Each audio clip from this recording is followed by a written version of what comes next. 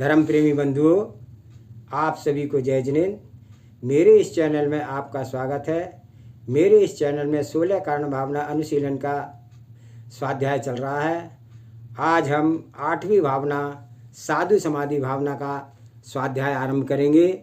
सर्वप्रथम मंगलाचरण करते हैं। ओंकारं बिंदु संयुक्तं नित्यं ध्यायन्ति योगिने कामदं मोक्षदं एव ओंकाराय नमो नमः। अविरल शब्द गनौगा प्रक्षालति सकल भूतल मल कलंका मुनि विरूपार्षि तीर्था सरस्वती अर्थो नो दुर्तान अज्ञान तिमिर अंधानाम ज्ञान अंजन शलाकया चक्षुषे उन्मीलितमेन तस्मै श्री गुरुवे नमः। श्री परम गुरुवे नमः। परम्पराचार्य श्री गुरुवे नमः।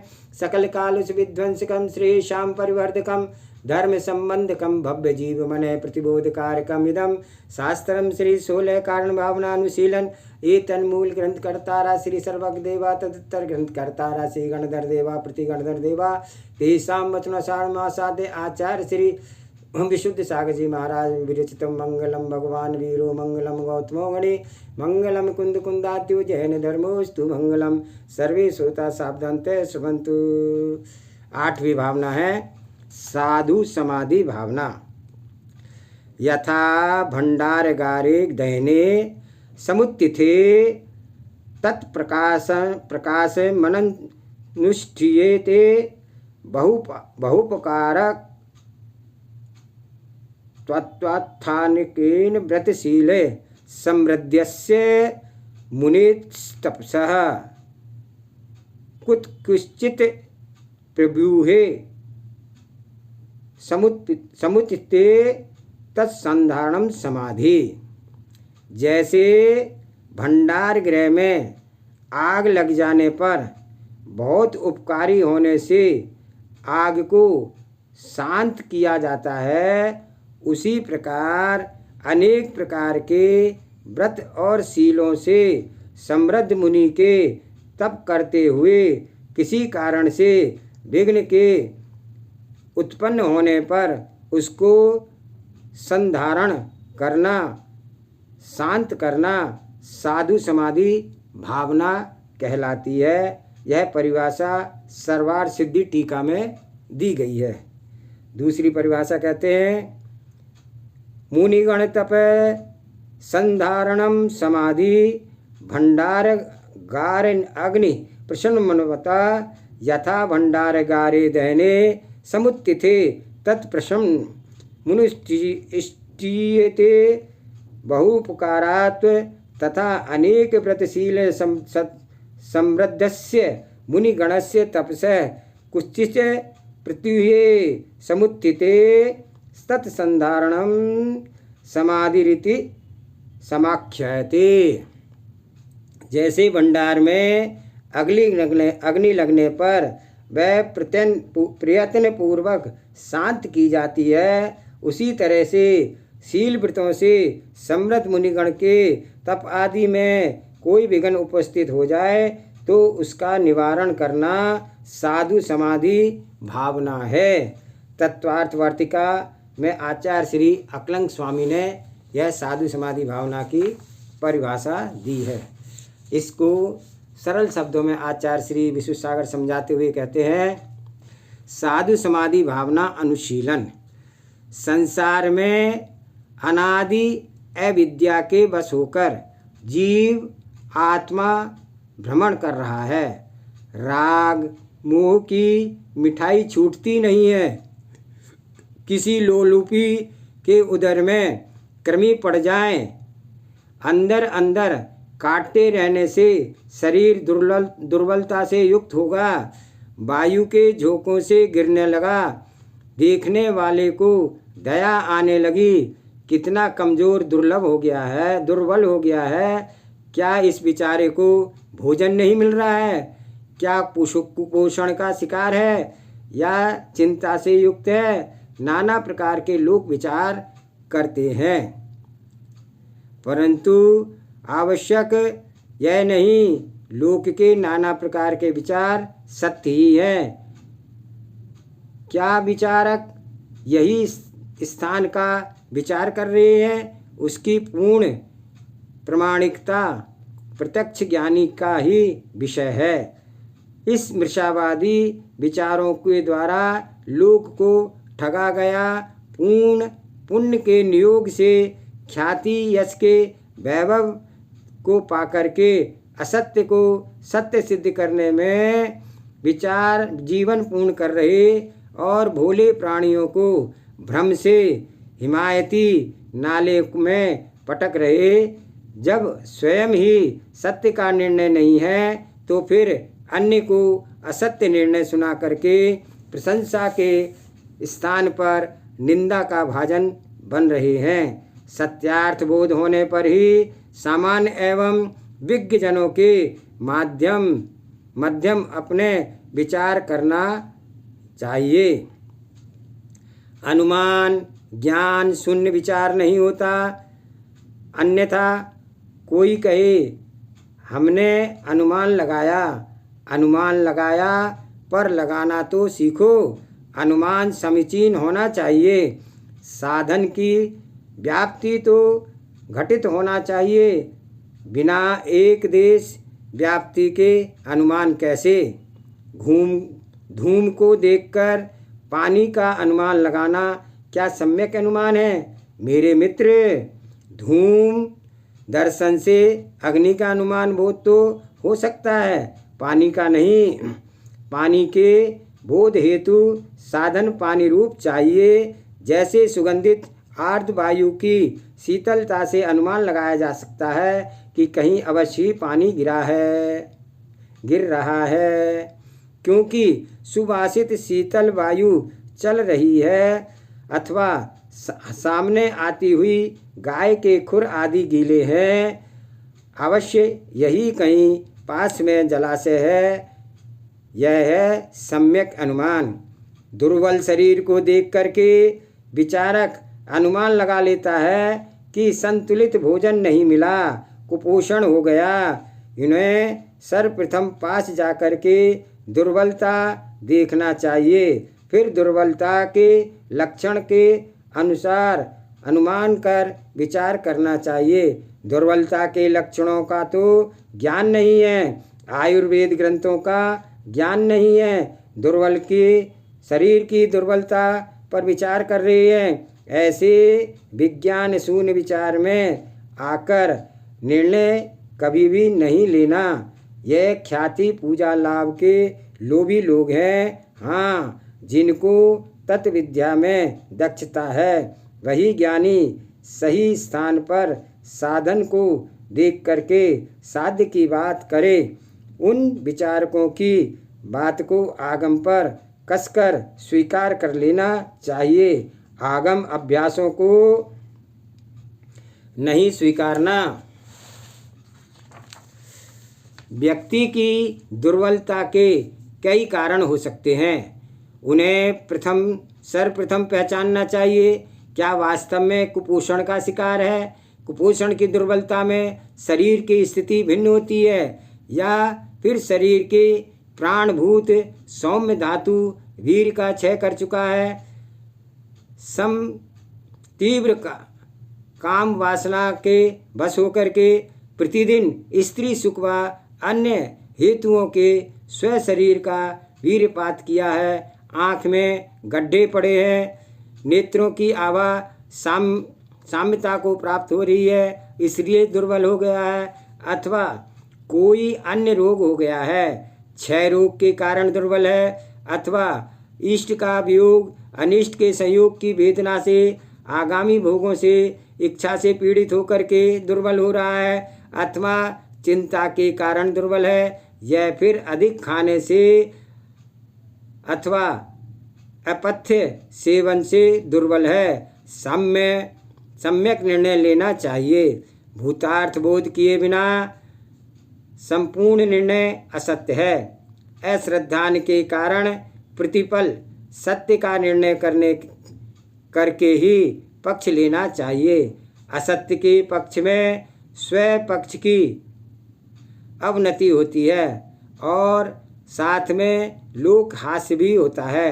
दया करुणा का पक्ष तो लेना चाहिए, परंतु सर्वप्रथम यथार्थ की खोज करना, सत्य निकले आपका पक्ष, तो फिर पूर्ण रूपेण उसकी रक्षा में लग जाना चाहिए। असत्य की पुष्टि न हो जाए तथा सत्य का नाश न होने पाए, ऐसा पुरुषार्थ करना चाहिए। जो इस नीति को नहीं समझता है वह अज्ञ उभय लोक में दुख को प्राप्त होता है। असत्य की पुष्टि सत्य को क्लेश देने के से लिए लोक वर्तमान अवस्था में लोग अश्रद्धान अविश्वास को प्राप्त होते हैं। अपयश फैलता है। प्रभाव में सत्य के पीड़ित होने से, असत्य को पोषण करने से नरक आदि खोटी गति को प्राप्त होकर के बहुत ही कष्ट प्राप्त करता है। इसलिए साधु पुरुष पक्ष के पूर्ण सत्य को खोज करते हैं और उभय लोक के कष्टों से आत्मा की रक्षा करते हैं। दुर्बल पुरुष को देख करके दया दिखाने वाले को विचार सब असत्य थे। उसकी दुर्बलता का कारण कुछ और ही था। विचारकों के विचार कुछ और ही थे। उसकी खोटी आदत गुड़ खाने का व्यसन, अधिक मीठा खाने के कारण उसके उदर में कृमि कीड़े पड़ गए और उसको वे कीड़े प्रतिदिन काटने लगे और तथा अंदर के तत्वों को नष्ट करने लगे। उस दुर्बल व्यक्ति को बहुत ही अधिक कष्ट होने लगा। साथ ही अभागे बेचारे को कष्ट का कारण मालूम है, फिर भी मीठा खाना नहीं छोड़ पा रहा है। अब स्वयं विचार करें, दुर्बल व्यक्ति के दुख को कौन और कैसे दूर कर सकता है। बिना अपत्य सेवन के औषधि भी कार्यकारी नहीं होती है। बिना कुमार्ग छोड़े जिनवाणी भी काम नहीं आती है। सत्य का श्रवण करने के साथ सत्य का आचरण भी करना चाहिए। अहो आश्चर्य! राग दशा की महिमा। कृमि के कारण शरीर नष्ट हो रहा है। वैद्य गुड़ खाने का निषेध कर रहा है, फिर भी रोगी खाना नहीं छोड़ पा रहा है। अन्य धन्य धन्य उन निर्गंत साधकों को जो चक्री के जैसे महलों एवं राजसुखों को त्याग करके तप मार्ग पर अग्रसर हुए हैं। वासनाओं की याद जिन्हें हिला नहीं पा रही है। ग्रीष्म का ताप, वर्षा का झंझावात, शीत की शीतल लहरें उन्हें किंचित भी विचलित नहीं कर पाती हैं। विषमता ही विषमता में पड़ जाती है। निर्गंतों की निर्भीकता देख करके अचल मेरु के जीवन जीते हैं और कामनियों के भाले जैसे कटाक्ष जिन्हें विदीर्ण नहीं कर पाते हैं। भोगों की स्मृतियाँ विस्मृति को प्राप्त हो चुकी है। एकमात्र चित ब्रह्म निज भगवान आत्मा के दर्शन में ही दृष्टि है जिनकी। ऐसे वीतराग साधु भगवंतों से ही पृथ्वी की शोभा होती है। सत्यार्थ मार्ग पर चल करके जगती को सत्यार्थ का दर्शन करा रहे हैं। एक बार शुद्ध अनहारी धैर्यबल गंभीरता से मंडित शुद्ध तत्व विचारक सत्य प्रचारक शादवाद उद्घोषक उपसर्ग करने वाले एवं उपसर्ग दूर करने वाले दोनों पर समदृष्टि वाले योगीश्वर मांसाहारियों को सत्य पथ प्रदर्शक अशुद्ध प्राणी घातक पदार्थ पर के क्लेवर नहीं है मानव का आहार। खून बहाने वाले क्या दे पाएंगे सत्यार्थ का उपदेश। मांसाहारी साधु क्या मानव ही नहीं है तथा मांसाहार पोषक जीव वध का कथन करने वाले क्रूरता बढ़ाने वाली पोथियाँ शास्त्र संज्ञा को प्राप्त नहीं है। वे कुशास्त्र मूक प्राणियों के घातक शास्त्र हैं। प्राणी बलि पोषक गुरुदेव व शास्त्र तीनों ही हे हैं, छोड़ने योग्य हैं। उनकी उपासना करने वाले भोले प्राणी नियम से दुर्गति के कष्ट को ही भोगने वाले हैं। साधु सेवा तो करनी चाहिए, पर पहले साधु स्वभाव धर्म देव सत्यार्थ स्वरूप को समझ लेना चाहिए। बिना सत्यार्थ जाना उपासना किसी की भी नहीं करना चाहिए। दया सब पर करनी चाहिए। दया के पात्र तो प्राणी मात्र हैं, परंतु आराधना का आराध्य देवता तो परीक्षा के बाद ही स्वीकार करना चाहिए। दया भाव किसी के प्रति हो सकता है, करुणा दुखी जीवों पर की जाती है, परंतु उपासना सेवा साधु स्वभाव की भूतार्थता को देखकर ही की जाती है। इसलिए सत्यासत्य का बोध सर्वप्रथम करना अनिवार्य है। जो लोग परीक्षा किए सेवा में रत रहते हैं हो जाते हैं, वे भावी काल में दुर्गतियों के एवं जो लोग परीक्षा किए सेवा में रत हो जाते हैं वो भावी काल में दुर्गति एवं संप्रति काल में अपयश के भाजन हो जाते हैं। मित्र समीचीनता को बोध करना सीखो, शीघ्र प्रभावित मत हो। सत्यार्थ को श्रद्धा प्रदान कर स्वीकार करो, असत्यार्थ को देखो, जानो और जाने दो। सभी वस्तुओं एवं व्यक्ति जो मान्यता नहीं दी जाती। साधु समाधि भावना भावो, परंतु साधुता की पहचान कर। बिना साधु को पहचान सेवा करना अज्ञानता है। श्रेष्ठ साधुओं का अभिनय हो जाए, निर्गंत साधुओं की अभिनय घोर संसार भ्रमण का कारण है। श्रेष्ठ साधुओं की सेवा में किंचित भी न्यूनता न आने पाए। संप्रति में ये ही भगवान हैं। साक्षात भगवान के दर्शन वर्तमान में भरत और ऐरावत क्षेत्र में संभव नहीं। दोनों ही क्षेत्र में मात्र भावी भगवान के रूप में निर्ग्रंथ साधु आचार्य उपाध्याय भगवंत ही दृष्टिगोचर होते हैं। विदेह क्षेत्र में तो सदा ही भगवंतों का सद्भाव रहता है। वहाँ पर काल परिवर्तन भरत ऐरावत क्षेत्र जैसा नहीं होता। वहाँ पर तो हमेशा चतुर्थ काल ही रहता है, सदा कर्म भूमि रहती है। देह रहित होने का मार्ग पूर्ण खुला रहता है, इसलिए उनका नाम सार्थक विदेह क्षेत्र है। विदेह क्षेत्र को तीर्थंकरों केवलियों की सदा दिव्य देशना प्रभावित होती रहती है।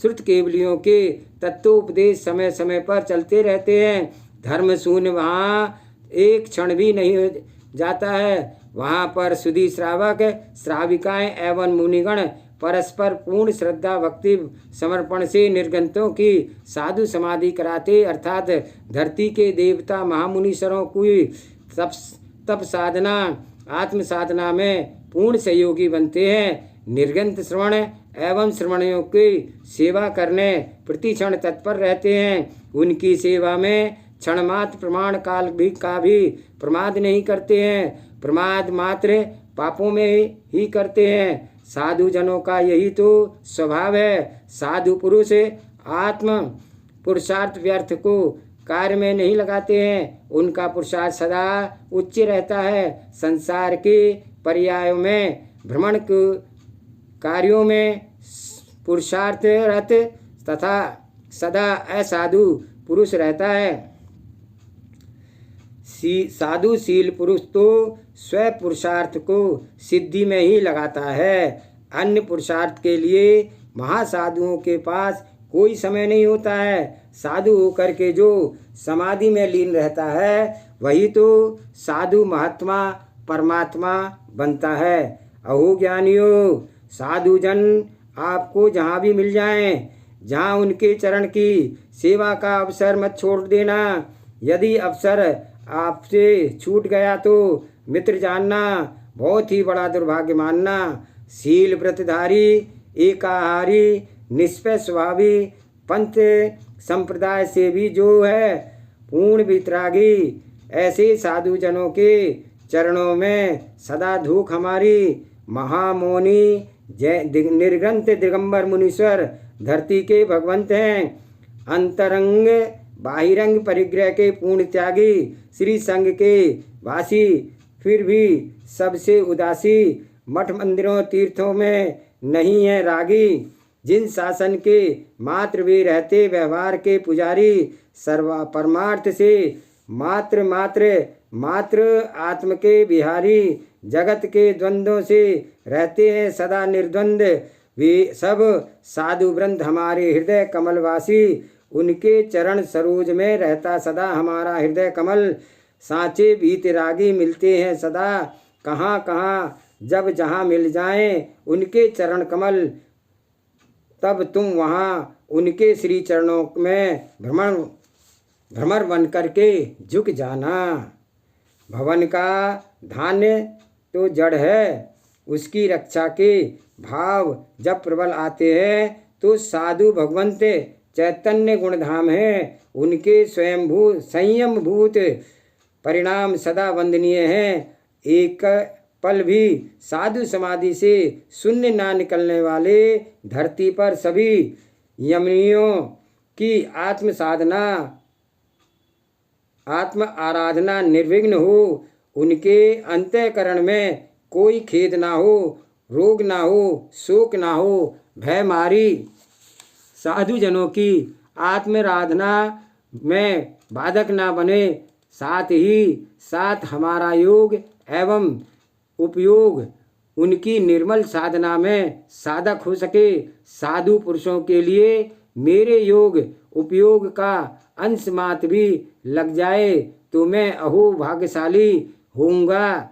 उनकी मंगल अशरीरी सिद्धि पद यात्रा में मुझे सेवा का महान अवसर मिला, उसके माध्यम से स्व आत्मा में साधुता के संस्कार पड़ेंगे जो कि भावी काल में भगवत दशा को प्रकट कराएंगे। अहो अहो ग्रंथों में जो पढ़ा था, निर्ग्रंथों का स्वरूप जो कि सदा मग्न रहते चैतन्य भगवान तत्व विचारी आत्मविहारी समरस रासिक आत्मानंद भोगी जो योगी राज आज हमारे सामने हैं, भव भ्रमण नाशक आत्मदर्शी महात्माओं की आराधना के भाव तब तक रहे जब तक भावों का अभाव ना हो जाए। भव का अभाव तभी होता है जब भावों का अभाव हो जाता है। मछली पानी नहीं छोड़ती, धान्य का गुण धान्य नहीं छोड़ता, दोनों ही स्व स्व स्थान पर रक्षा होती है, वैसे ही साधु समाधि में है। आज का स्वाध्याय यहीं समाप्त करते हैं। जा वाणी के ज्ञान से सूझे लोकालोक, सो वाणी मस्तक नमो सदा देते हूँ दो। हे जिनवाणी भारती तुहे जपो निर्णय, जो तेरी शरण आ गए सो पावे सुख चैन।